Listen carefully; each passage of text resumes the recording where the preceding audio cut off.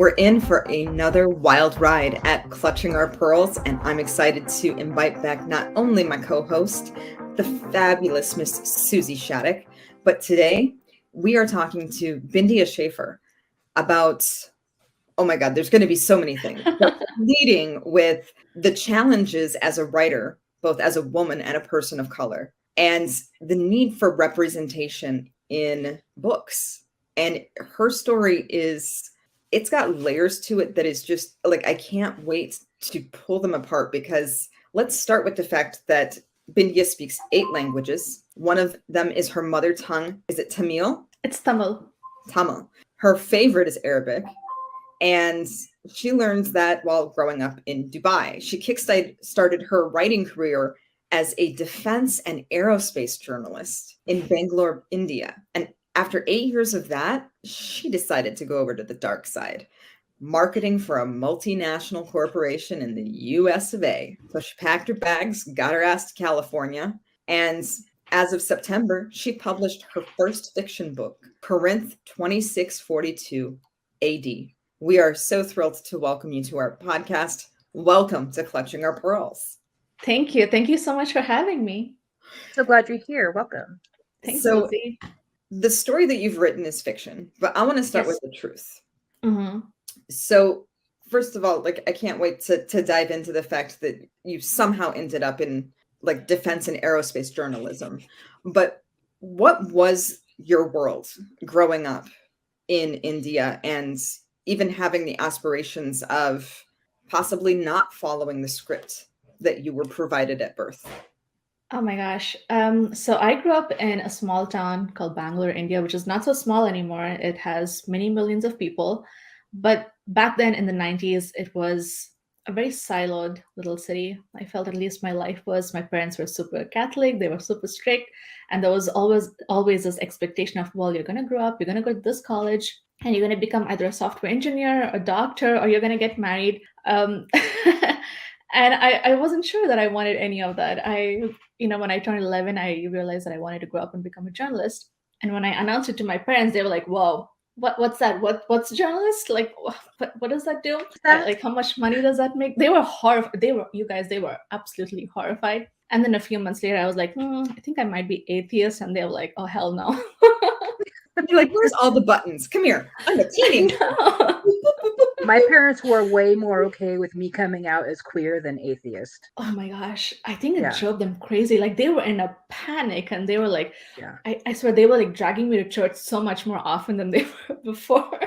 Because that they came in and just sprinkled you with holy water. Oh my gosh, totally. Yeah, like they had relatives coming in every other month and like trying to talk me off the ledge, saying, "No, listen, Jesus is real." And I'm like, I don't know, maybe not. How about you let me be an adult and then I can decide? Right?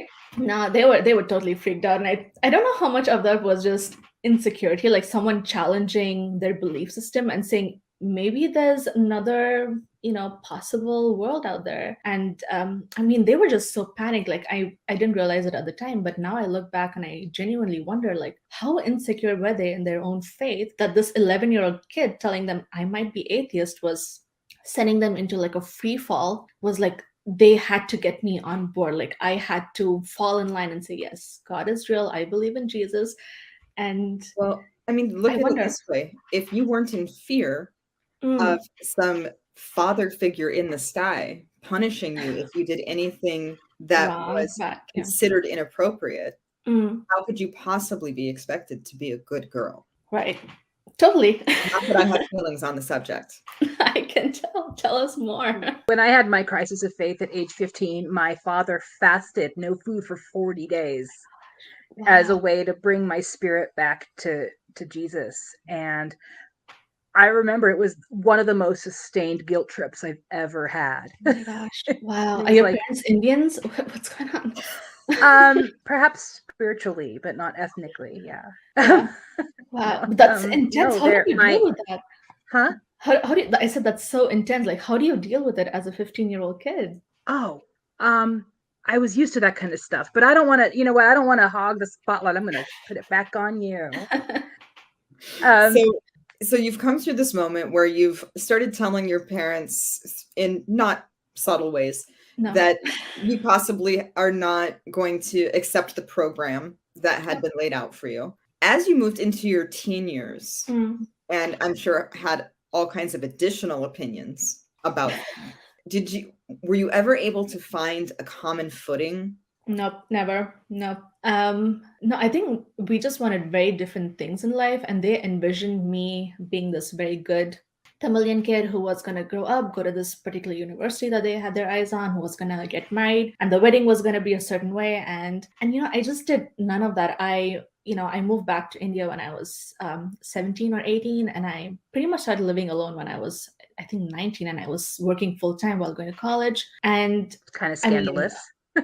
You know what? It really was. Like, my relatives were absolutely horrified. They were like, why do you need to work? Like, why aren't your parents supporting you? And I was like, well, because it's life. I didn't have the best relationship with my parents. And I was at a point in my life where I absolutely needed the money. And I was determined not to just take on any job. I wanted to be a journalist. So I got very lucky. I had my first internship. And I went on to cover defense and aerospace. And then I was like, maybe I don't want to get married.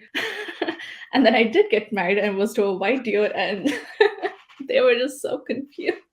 I love that he's South Indian. I'm going to assume he's in California. Yeah.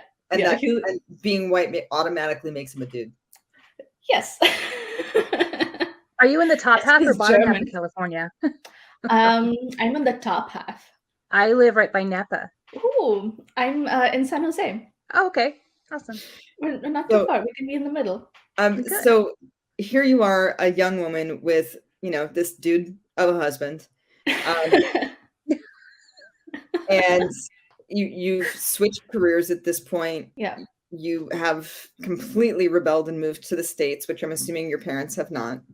No, they have not. It's just me. I'm here by myself. Did they come to the wedding? I haven't seen my dad since I was maybe 18. The last time I saw him, it was at my parents' divorce proceedings. And my mom was at the wedding, but I don't really have a relationship with either of them, and that's okay. It's not a bad thing, you guys. Like, I often say that to people, and they get this really sad look on their face, and I'm like, no, it's not a sad thing. It's not bad. It's absolutely perfect. It's fine. Yeah, it is what it is. It's life. It's what it needs to be for reasons that are complicated and personal. Right. Exactly. When people, I also have an atypical family. We'll call it a situation. And so, yeah, it's like, I feel like people who get it don't ask a lot of those questions, like, oh, how did that happen? Like, there's people who ask those questions, and there's the people who know. Right. How or the things can people who get try that to way. convince you that, oh, no, but you only have, these parents, like, they gave birth to you, like, you got to be together. I'm like, no. Yeah, no. Just because we're related doesn't mean that I stay in an abusive relationship. Exactly. Absolutely. Amen. So for me, it's like I could no longer be complicit in my own mistreatment. Yeah. And since the treatment was not ever going to change, because their whole personality and spirituality is based on those very firm things. And I'm like, I respect that, and I'm going to remove the conflict, And for me, and that was exactly what I did too. I was like, if you're not going to change, I am, and I'm going to take myself out of a situation that I'm not happy with. Right. I mean, because you would say that to a woman if she was in an abusive marriage, right? Like, how is this different? So I'm very curious to hear, when you started out with your love of writing, you wanted to write about the facts. Right. So I started writing about the facts, telling stories essentially of people, about, technology, next generation technology even, and that I think really spurred my imagination. I was writing about defense and aerospace, but so much of it was absolutely futuristic. Like, I felt like Jules Verne imagining what the world was going to look like in 2020, at the turn of the century. And I just got into this whole sci-fi thing, imagining, oh my gosh, what's the world going to look like 10, 20, 100 years from now? And all of a sudden I was asking myself, well, I've been writing facts and stories. Could I write fiction? And just one thing led to another. And I was like, it's a challenge. I'm going to try it. Well, and turns out I could. And it sounds like the challenge was a point of growth for you, because this is not a light, fluffy. No, this is an angry little book. So tell us about the premise of your book, and then I really want to talk about kind of like how you how you got to such a deep space with Corinth 2642 AD. Right. So Corinth 2642 AD is a sci-fi murder mystery / dystopian thriller. So essentially it's set in a world where, because of globalization, war, maybe disease, the population of the earth has really transformed. People no longer identify themselves by the color of their skin. They're not white, black, Asian, whatever, because people travel. For instance, my husband and I are a biracial couple, right? And excuse me, an interracial couple, and our kids would be biracial. And a lot of our friends are, immigrants or interracial couples as well. And I kept wondering, well, what is the world going to look like? If those kids marry each other and they have other kids, like, would they be Indian, American, white? I don't know. They would just be people, right? And I think by the time we get to 2642, we're going to be so completely interracial and so mixed. We're just, not going to identify by the color of our skins anymore. So it's in this world where certain types of people, shall we say, hold on to this belief of being pure, who rage against the norm. They just absolutely cannot accept the fact that they are now the minority of the world. But it's this world that some people in those groups want to escape to, because there's a lot of violence, there's a lot of painful things happening in these cults. And the story begins with Jimmy Matu, who is a biracial and interracial person who is experiencing racism for the first time. He's discovered this cult on the outskirts of Oregon, and essentially it's a fish out of water trope. He's, for the first time in his life, experiencing racism. He's read about it, he's heard about it, he's just never experienced it before. And essentially I was trying to explain what it was like for me to experience racism for the first time, what that felt like. This was like, wait, what's happening? Am I imagining it? I'm questioning my own sanity, overthinking it, and then at some point saying, that was not okay. I have to draw the line and call you out on it. And that's essentially the crux of the story. It's him discovering this colony outside of Oregon and helping these people escape. So there's so many things in there that I absolutely resonated with. And I think one of them is a conversation that we had with some of our team members not too long ago, where we were talking about times that they had felt oppressed, or that they had felt like they were discriminated against in their work lives. And they had a very hard time identifying any oppression or any challenges. And these were all women. Some of them were women of color. And I think the leadership walked away kind of gobsmacked. We were like, how have you not identified or been oppressed in any way as a woman in the working world? Like, it's impossible at this point. And somebody explained it to me so beautifully. She said, misogyny is not the shark in the water. Misogyny is the water. Ooh. And we have this generation of young women that are coming through that don't have the perspective. It's just like experiencing it for the first time.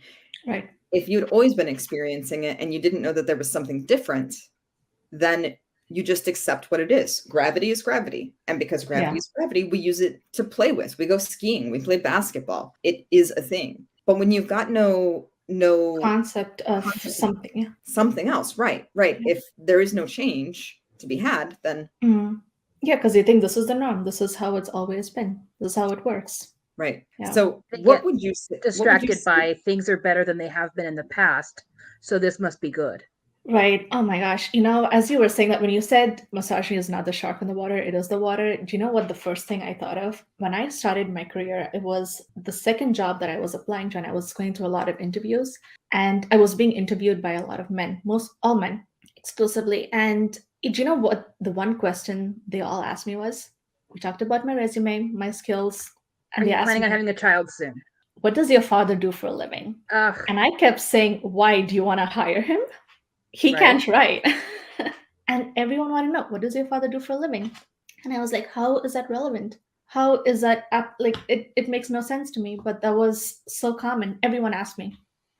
And I thought I must be missing something. Do you think it was a question of, why isn't he paying for you right now? Oh, no, I don't know. I mean, I think they were trying to ascertain my character. I don't know. Like, like, are you a good Maybe they person? want Come to from a what good home? economic box to put you in. Possibly, because I did ask for a raise at one of my jobs, and my editor said, "Why do you need one? Don't your parents live in Dubai?" And I was like, "Fuck you, no." Wow. I And quit, is it their job to make sure you get the right wage? Not a right? And livable, I but was an like, appropriate "Well, wage. my parents don't support me. I support myself," and I quit. I quit. Good for you. Well, it sounds like you've been learning about your boundaries since you were very young, Yep, which I would say so. Which is is probably not, very unusual. it is very unusual.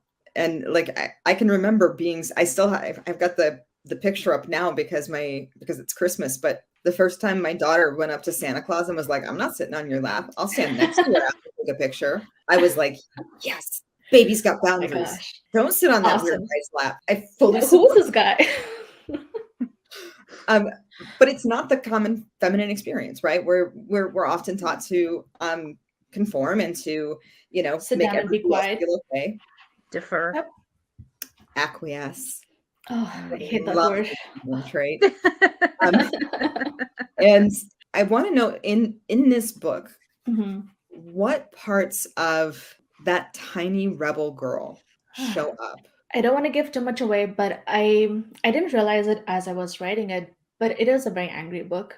It's and the angry parts come from other women, not so much the main character who is male. But I think as you read it, as you dive into it, and I think it's closer to the last half when you really can feel the anger resonating from the book, and that's probably all me. um I can't put it delicately, but I mean, I have experienced racism in all shapes and forms, not just here in the US, but also within my own community. Like, it's important to acknowledge that minorities can be racist too. We can absolutely be racist towards each other. It's not just white people against black people, it could be Indians against Indians. It happens. And it took me a really, really long time to realized that the things that I was experiencing was racism at the hands of my community. And a lot of it went into the book because it was important for me to acknowledge that this book isn't anti-white, it's anti-racist. And so you've gone through this process of pouring yourself into your first project. Mm. And now you've got, in my head, it's a stack of papers, but it was probably a file on your computer. You've got It was both. this beautiful baby that you've birthed. What was it Which like? incidentally took 9 months, by the way. So it really was a bit like, and I cried a lot while writing it, so it felt like a real child. Your brain probably has stretch marks. Yeah. Yeah.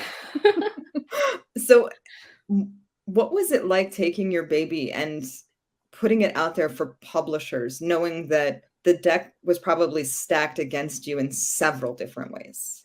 Yeah, I think I was very naive. I thought this book was so different that it was going to be an easy sell. But as I started to shop around, sending it to agents, I realized in a lot of the feedback that I was getting that people were perceiving this book as being an attack against white people.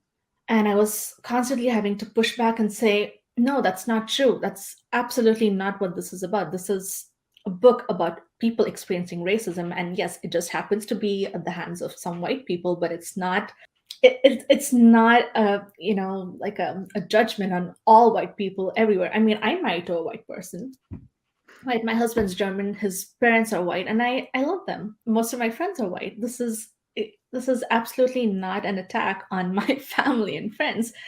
It's a story that I'm telling, and that was a really, really hard sell. And I think I queried for about a year and a half until I realized agents are not going to buy it. And that was probably around 2020. The pandemic had just started, and I was starting to give up on it.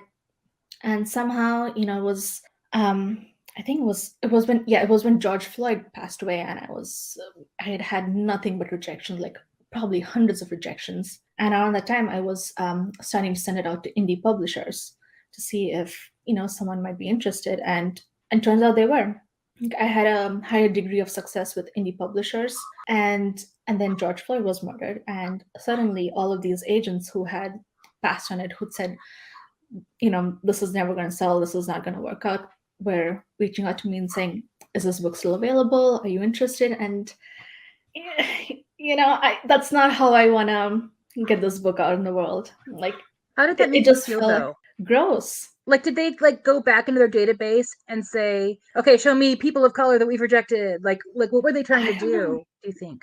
It was very subtle. It was like, hey, is this book still available? I think, you know, that we could sell it probably.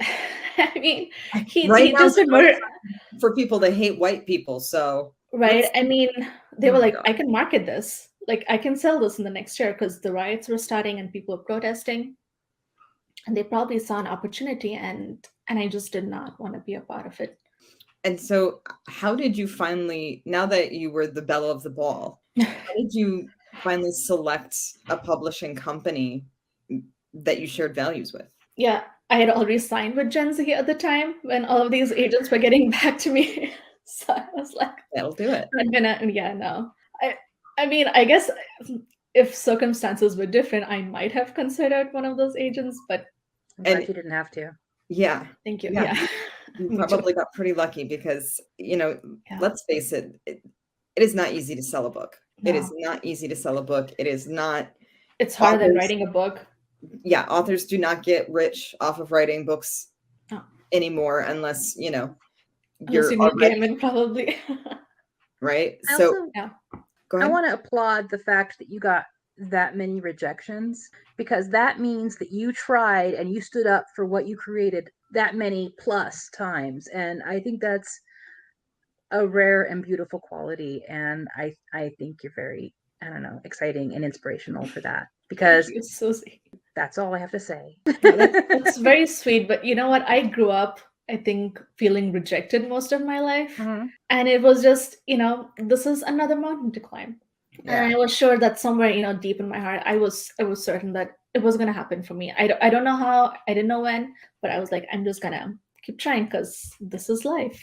Yeah, that's amazing. Yeah. So why sci-fi though? I Um, love sci-fi. And when I say I love sci-fi, I mean I love Doctor Who.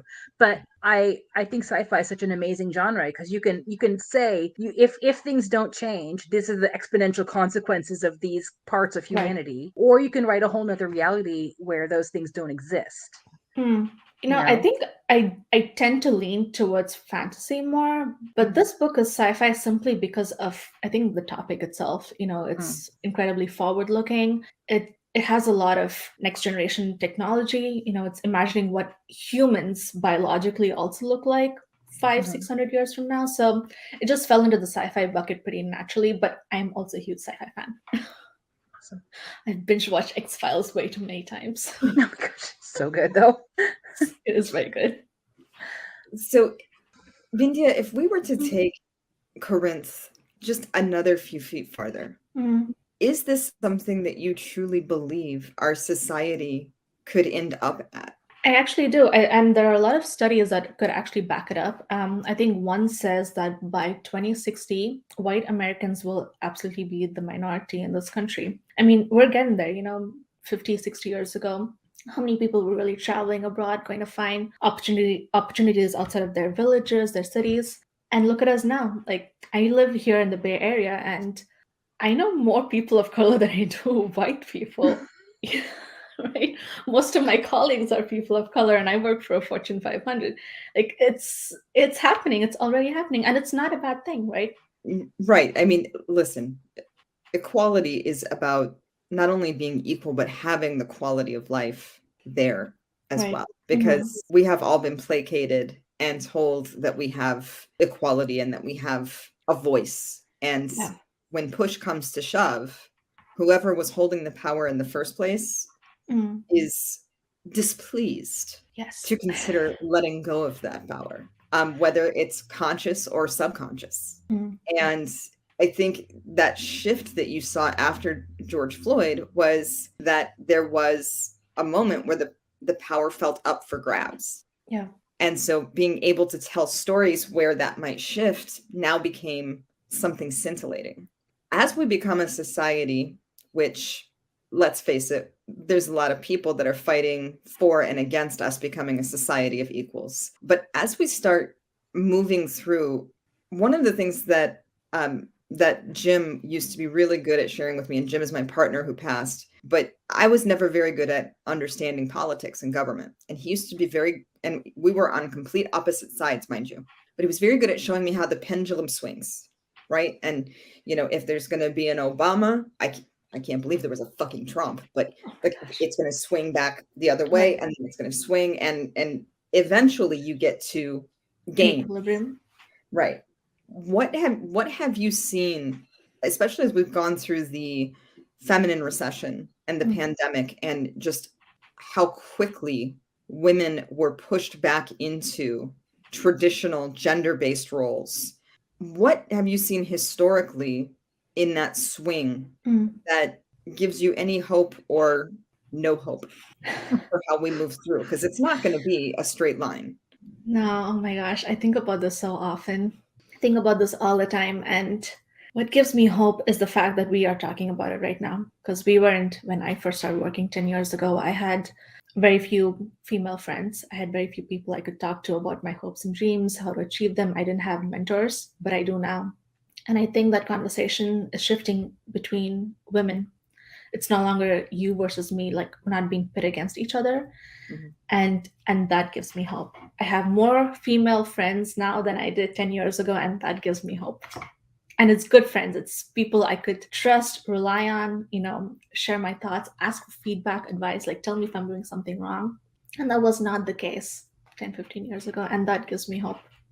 I think people that grew up in patriarchal countries with patriarchal religions, in those cultures, women are taught that their values are in these categories and they must compete about it, because, it serves them well to perpetuate bullshit hierarchies, Absolutely. And so there's so much healing from that to be found in female friendships, in sisterhood. It's such a beautiful thing. And it gives me so much hope that a lot of the stuff that we're still having some, trauma from, my niece is like, oh, that's ludicrous. She'll frequently say, screw it, humans are dumb, I'm a dolphin now. But also, like, there's so much acceptance of other people, in her. Yeah, absolutely. And the equality is a no-brainer for these kids, Oh my gosh, no, absolutely. I mean, I went to an all-girls school for most of my life. I went to Catholic school, and I look back and I think how toxic it really was, pitting these little girls against each other. Oh, well, I'm taller than you. No, I'm smarter than you. I'm prettier than you. I mean, does it really matter? No, we could have all just been friends and sharing lunch. Instead, we were constantly competing against each other. Made no sense. And I think that's such a beautiful point, Bindia, because let's face it, if we're all busy fighting each other, then who's fighting the patriarchy? Yeah, they're distracted, right? Yeah. Keep them busy over here so that we don't have to worry about them taking the other pieces. And so, first of all, I want to say that this has been an absolutely fun conversation.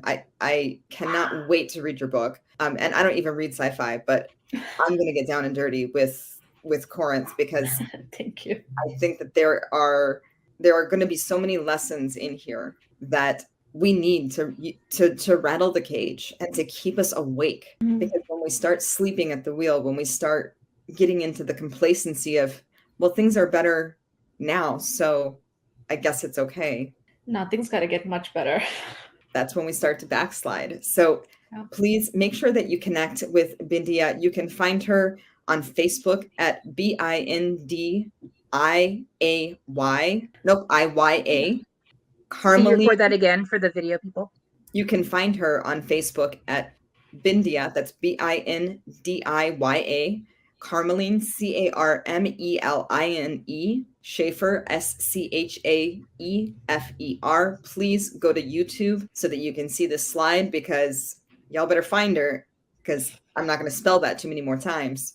On Instagram, she is author Bindia Schaefer, and Twitter at Bindia Schaefer. You can check out her website, bindiaschaefer.com. And please, please, please go support your fellow female trailblazers. It doesn't take much for you to order a book. It doesn't take much for you to share a book, but it's going to take a whole hell of a lot for us to move the needle. So every little bit counts. We encourage you to please like our podcast, leave us a review, let us know how adorable or that we're complete assholes, anything that you want to say. We just want to hear. It's a spectrum. This is I happen to be an adorable asshole. It's my brand. We might strike that from the final recording. I'm not sure. I do want to, but I'm not saying that my asshole is adorable. That is a different topic. You can follow us at Forward Revolution, which a reminder, it is FWD Revolution, and all of the iterations therein. Visit the website, join the revolution. Make sure that you are a voice in the change that we are creating. Listeners, we've got one shot at this before we hand it down to the next generation and the generation beyond that. Push the pendulum. Find the equilibrium. Tell your parents that you are going to be a journalist and an atheist and see how pissed off they get, and do it anyway. Because it is the movements that you make on a daily basis that are going to change the destiny of our society. Thank you all so much for listening. Please tune in for the next episode, and please keep clutching your pearls.